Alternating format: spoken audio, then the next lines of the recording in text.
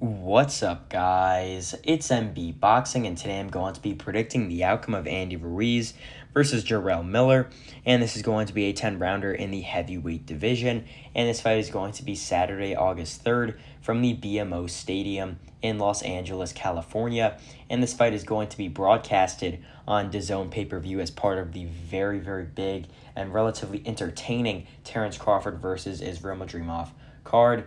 But to get into both fighters' resumes, first, Andy Ruiz. He's fighting out of the United States of Mexican descent. He holds a record of 35 wins, 2 losses with 22 wins coming by way of knockout.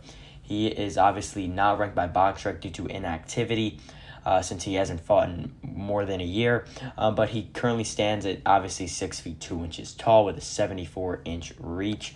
But to really dive into his resume overall on his losses and some of his best wins, his first loss came in 2016 when he challenged Joseph Parker for the vacant WBO heavyweight world title. Some people believe he should have won that fight. He lost via majority decision. And that was obviously almost 10 years ago. That was 8 years ago to date. And Joseph Parker defeated Ruiz there, but like I said before, a very close competitive fight, and that was really his first taste against really top-tier competition. But to really talk about some of his other good wins, obviously what stands out is that Anthony Joshua win, and that's what I'm going to talk about now. He was the former WBO, WBA, and IBF heavyweight world champion. He pulled off probably one of the biggest upsets in boxing history in 2019, June of 2019. So that fight was 5 years ago. Feels like it just happened yesterday. But in that Anthony Joshua fight, the first fight, he was able to stop Joshua in the 7th round. Like I said before, one of the biggest upsets in boxing history, championship boxing history. And yeah, he was able to stop Joshua there to become a 3-belt champion. However, he rematched Joshua in December of 2019. He ended up losing that one via unanimous decision. He just got outboxed. He came in very heavy. The first fight, he weighed 268. The second one weighed 283. And since then, he's been relatively inactive, obviously. He hasn't fought since September of 2022. But after that Joshua loss in the second fight, he was able to have a comeback fight, a relatively tough comeback fight, as he was able to scrap with Chris Arreola on pay-per-view in May of 2021. He got dropped in that fight, got really hurt early, but was able to come back and relatively outwork Chris Arreola to win a unanimous decision. But it was a very, very hard fought, and I thought it was a competitive fight. But after that, he was able to get probably his best win since the Anthony Joshua fight in 2019, or in June of 2019, when in September of 2022, his last fight, he was able to defeat Luis Ortiz via a very close or razor-thin unanimous decision. And even though the fight was extremely close, I have no problem with him being the winner, since he did drop Luis Ortiz 3 times in that fight, twice in round number 2 and once in round number 7. But, he looked flat in that fight, even though he did win, and it's a very, very good win on paper. He looked relatively flat. Despite dropping Ortiz with some heavy shots, he relatively got outboxed and lost most of the rounds. And if it wasn't for those knockdowns, he definitely would have lost this fight. If you look at it with the knockdowns, it would have been a draw if he didn't get dropped, or if Ortiz didn't get dropped. But even in some of those rounds where Ortiz did get dropped, he was relatively the better fighter. And Ortiz was just outboxing Ruiz in that one. But still, Ruiz got the victory, dropped him 3 times. And I believe it was also for a WBC eliminator at the time as well. But since then, Ruiz has not fought, but he's coming back here. And this dives into his opponent's resume, obviously, Jarrell Miller. He's fighting out of Brooklyn. He was born in Brooklyn. He stands at 6 feet 4 inches tall. He has a 78-inch reach. He's currently ranked number 28 by BoxRec in the heavyweight division. He has a record of 26 wins, 1 loss, and 1 draw, with 22 wins coming by way of knockout. This should be pretty interesting, obviously, for Jarrell Miller. He obviously, to list obviously his losses, his draws, his best wins. He had a draw in 2013. against Joey DeWaco over 10 years ago. That fight was. Doesn't really matter too much.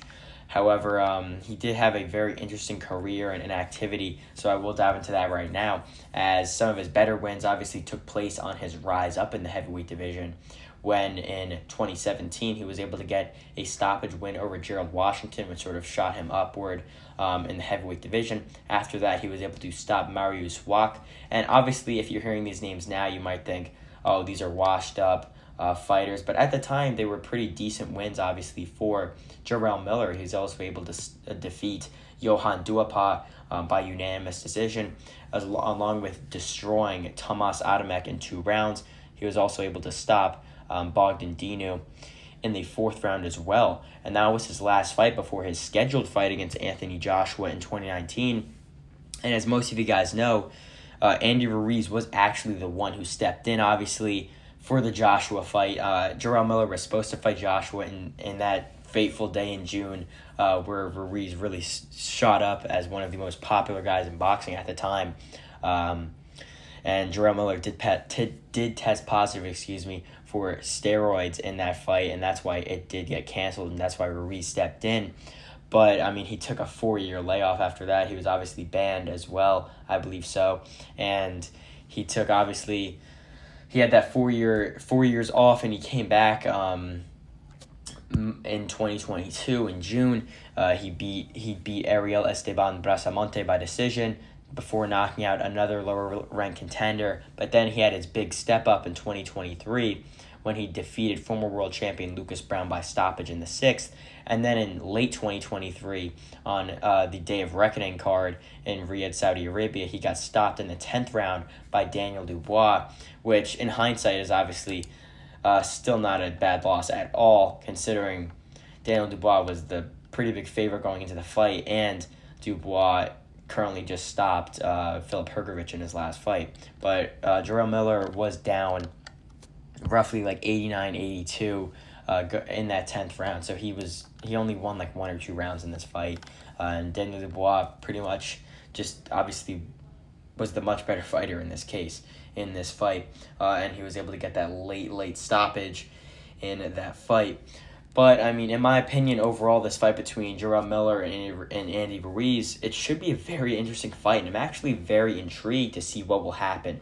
Andy Ruiz and Jarrell Miller both were super high-level heavyweights, or I wouldn't say super high-level for Jarrell Miller, no disrespect to him, but they were pretty high-level and rising heavyweights. Obviously, Andy Ruiz, former 3-belt world champion, coming back here, and Jarrell Miller was right there fighting for a world title years ago, but now they're clashing years later here in 2024, and it should be a pretty fun fight. Obviously, Andy Ruiz, Jarrell Miller, pretty well-known names in the heavyweight division, like I just said, so I'm just pretty intrigued, and I'm actually excited to watch it. It should be a fun heavyweight clash.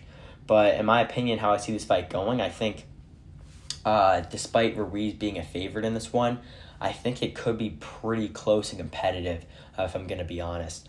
I think this one probably will go the distance, in my opinion. And just to break it down round by round, I just kind of don't know how this fight could go. I really think it's going to be like a back-and-forth type battle. Like, Ruiz might take a few rounds. Jarrell Miller might see a surge in the fight. Like, I really think it's going to be a back-and-forth battle throughout the fight. Like, I can't really say, like, in my other prediction, when I predicted the Crawford and Madrimov fight, obviously I was dictating points in the fight where each fighter will have success. But in this one, I really think both fighters are going to just kind of go out there and just do their own thing. Just try and throw shots, throw these heavy shots. I mean, they're super big heavyweights. Jarrell Miller, in his last fight, weighed in at 333 pounds. I believe he's like 40 pounds down now. I believe for this one, obviously the wins haven't happened yet by the time I'm filming, but I believe Jarrell Miller is like 290 or maybe like 300. I don't think he's like 330, 340, whatever he was weighing in at when he was just coming back. But, yeah, I'm very excited to see how this transformation looks for Jarrell Miller, and I think it could be big and it could be pivotal for him. And also for Andy Ruiz, he's also a big heavyweight too. He's fought at heaviest, I believe, was when he fought, in his pro debut, he fought at almost 300 pounds. So these are pretty big guys. Andy Ruiz obviously usually comes in at like 260s, somewhere around there. So, I mean, yeah, I think this one just will be pretty exciting, and I just feel like it will be kind of back and forth, and I think it will be really, really close, like I said before. Like, earlier on in this fight, I think that both will kind of fill each other out. I don't really think we'll see too much action for the first couple rounds, and I think it will be pretty hard to score. But then as the rounds go on, I think both fighters will start to see more success. Both fighters will start to land more shots, and both these guys aren't really step back kind of countering level guys. Both of these guys are used to going forward on their opponents and throwing the shots and being the ones pressing the action. So I think in this one, obviously we won't see either one of these guys boxing at their size, but I think that it kind of will be slow paced overall. But I think that in the end it will be really, really tight on the scorecards.